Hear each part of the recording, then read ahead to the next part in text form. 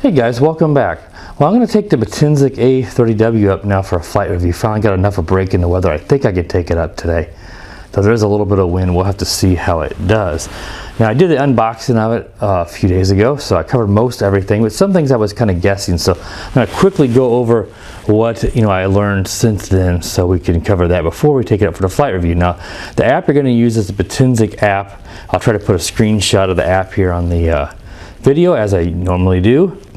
And you just connect to, I think it's called UD. UD is actually a brand that makes quadcopters, so it means this is a UDRC, and I believe it's probably Potensic has probably rebranded it.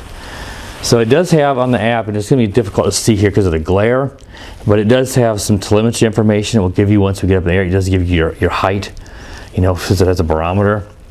It gives you has a battery meter, and I'm going to use the app to record the video. You can also initiate that through the controller. So as you can see, of course, I'm already bound up with everything. On the top right here, you got your auto takeoff and landing. You got your headless mode. You've got a photo and a video button, which does work. Though I usually use the app just to be safe. You got 3 rates, and you press in on the right stick, and it switches between those rates.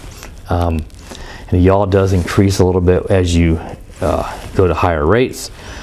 To do your trim, you hold in on the left, and then you can trim your pitch in your roll, sort of like how SEMA started with that technique. Not a big fan of that. It does work. You just have to get used to it. It feels awkward doing that while you're flying. It'd be nice to have just the trim buttons on the alongside of it. To calibrate the gyro, it's down to the right. I'm not going to do that here because I don't have the drone on a level surface yet, but it's just this right stick. You don't do both, which is, usually you do both sticks, but it's down and to the right.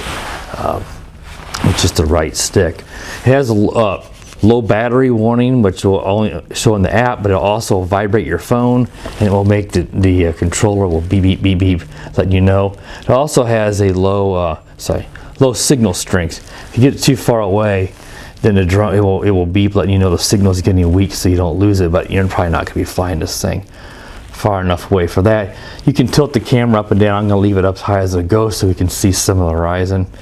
The video seems pretty good, even though it looks like it's HD here. It's only 480p, but it has pretty good detail.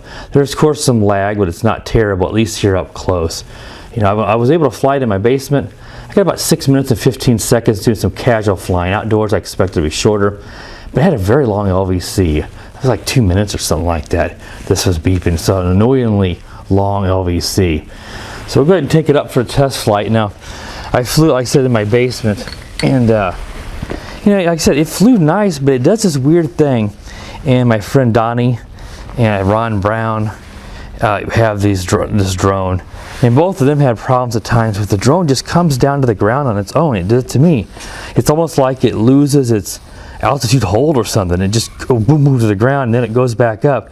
Sometimes it'll even fall for some people. I didn't have it fall, but I had it come down quite quick. It didn't cut its motors. I think in Donnie's video it did like a flip and fell to the ground, so I don't know. We'll see if it does it here. If it does that, obviously that's going to make this a difficult drone to recommend, at least for outdoor flying. But when it flies nice. Now to start the motors, I think you can do both sticks down and in, manually take off, or you can just do the auto takeoff. So I'm going to go ahead and start recording video first. We'll try to get that synced up, and we got video going now. Let's go ahead and do an auto takeoff. I trimmed it up in the basement, so it should be trimmed up pretty good, but there's a bit of a breeze, so it's going to obviously drift in that wind. There's your yaw. I'm going to try to increase the rates a little bit and see if we can see. And there's the lowest rate. And you can see, boy, it got really sluggish and docile when I kicked it into the lowest rate. Let's take it out a little farther so I can try to get I can show that yaw. It's going to be kind of difficult in this wind. That's the lowest rate. There's middle, and there's the highest. A little hard to tell the difference between middle and highest yaw, but there's definitely an increase between the lowest and the middle. It's a pretty slow yaw rate. There's a bit of a south breeze here today, so it's warmed up above freezing, so the snow we've had is melting. But it is struggling to fly from right to left here into that southern breeze, so it's not very much. That's why I'm going to go ahead and take it out here today, because if you're trying to fly this in a decent wind even, it's going to be difficult in this design. The ducted fans, you know, it's sort of like a whoop. It's a little bigger than a normal whoop, but they don't do very good in the wind because they're kind of like a parachute. As far as I can tell, there's no 360 flips on this drone. There's nothing labeled. I see nothing, no place you could do it, since both sticks also do the rates and the trimming. So there's no, and the other buttons are labeled. So it flies pretty nice, and like so far it's so good. Now I noticed when it did that crash into the ground, it started doing that after a few minutes of flying. I think that's kind of the case with Donnie's too. Now I've got it full pitch back, and I'm trying to bring it back to you. Boy, it's struggling. There it comes.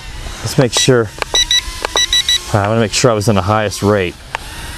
It's got decent pitch. It almost looks like, yeah, I guess not. I've seen almost, it wouldn't make sense. It almost looked like it had more pitch forward than backwards, but that wouldn't really make any sense. Like I mentioned, it's about a 6 minutes and 15 seconds flight time indoors. But it had a very long LVC, which we'll probably reach that here in the flight review. So far, so good. It doesn't seem that the crashing to the ground that I experienced doesn't seem to be battery related that I can tell. I mean, this LVC's not going off. But as you can see, I've had no problems here yet. And Donnie's video, I know it was several minutes in his flight review when it started to act up on him. I think Ron just posted his review. I don't think Ron had it crash in his review, but I know in his test flights he did have it do this, so he's also experienced it. I'm keeping it close to me, guys, because that wind, even though it's not much, it is struggling. There's times where it's almost stationary and I got it full pitch towards me because it just can't move when the wind picks up very much, because it's like a parachute. Like I said, this is really an indoor flight. It's a little bit big to do a flight review indoors. It's not too big to fly indoors, but I really can't show you much. All right, we're down to low battery here. I don't know if that's been as long as I said, but I say it has about 2 minutes, so I don't know if this has been, you know, 4 minutes or not. It is kind of annoying because you've got the I liked it tells you, but with it doing it so long, it really makes it, you can kind of get on your nerves. I do like that it makes my phone vibrate, so you get that feedback, and you can feel that too, but between the combination of the two, you don't really need a vibration and a beep. A vibration actually, it would be enough for me. They should have made the LVC a little bit less sensitive, like 30 seconds. It's vibrating my phone probably every 10 seconds. Let's do an auto landing here. Here's the auto landing. All right, I'm gonna go ahead and stop recording the video. It's really hard to see the screen. I don't have my screen brightness up enough. I don't use the Wi-Fi FPV, you know, for my reviews very much, just to get you guys the video. Let's go ahead and turn this all off because that beeping is super annoying. Super annoying whenever you're trying to talk over it. But that's probably, I guess, the new thing I'm seeing now in the 2019 drones is this more telemetry data to these toy drones, low battery beeps, and some information like that. You're not going to see it in the video because it's just, you know, I didn't do a screen recording, but it has the, you know, your height. And it's not going to give you your distance because it doesn't have GPS, so it doesn't know how far away it's gone. But the barometer can give you an estimation of height. I think it was in meters, but I'm not sure. So that's what we're seeing, more telemetry, low battery beeps. I'd never really seen it until recently, and I've got about 3 or 4 toys now, that these toy drones recently, that have the, you know, the low battery beeping. My phone, I've not connected the app, the phone is still vibrating in my hand, which is kind of weird. So All right, guys, hopefully this gives you an idea how it flies. Like I said, it flew fine here. I had no problems, and that's outdoors in some wind. It did not crash. Just want to let you know it does. It did it in my basement a few times when there was no wind at all, which is odd. And it did it for Donnie, and it did it for Ron. So just be aware that if you are interested in this drone, it could come to the ground sometimes, but it was never a huge problem for you. It didn't like just fall out of the sky on me. It would just slowly, it would kind of rapidly come to the ground, boom, boom, a few times, and then I could go back up. So I don't know what's up with that. All right, guys, if you're interested, there's a purchase link to this. It's this is from Potensic's Amazon store. I don't know how much it costs, but it's a decent little drone if you want something quick. I don't have to wait forever to get it from China. It's an option from Amazon. Be sure to subscribe, guys, if you're not subscribed to the channel, so we can continue to grow. And as always, guys, have a great day. The power of the dark side.